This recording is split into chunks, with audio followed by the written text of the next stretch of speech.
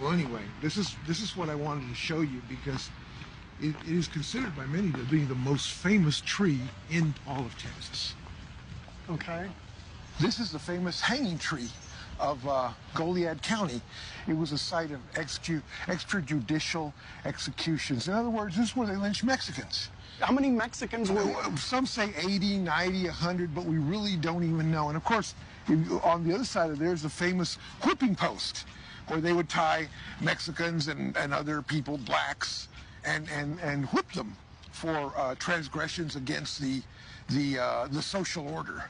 Over there, we have a tree where it is said that they hung the blacks because, I don't know, it's kind of crazy. Even, you know, in Texas, we had standards. You can't lynch a black person from the same tree that you lynch a brown person.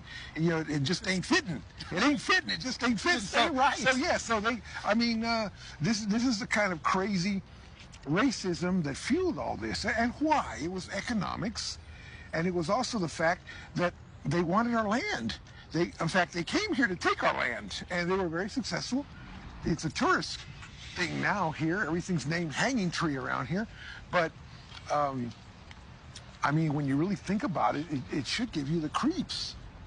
Back then, of course, a hanging was a big community event. Little boys would climb into the adjacent trees to get a good view.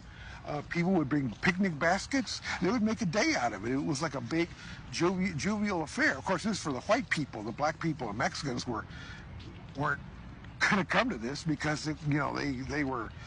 The object of it was to instill terror in their lives. This is, I mean, this is horrible. You know? Yeah, it is horrible. It is what it is. It is what it is.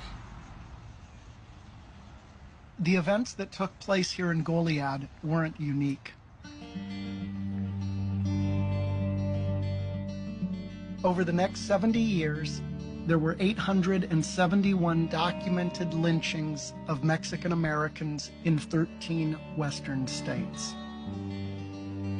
And yet the violence found in the rest of the Southwest didn't compare to the horror of South Texas. In a single decade, from 1910 to 1920, historians estimate as many as 5,000 Mexican Americans were murdered in a brutal wave of terror and mass executions.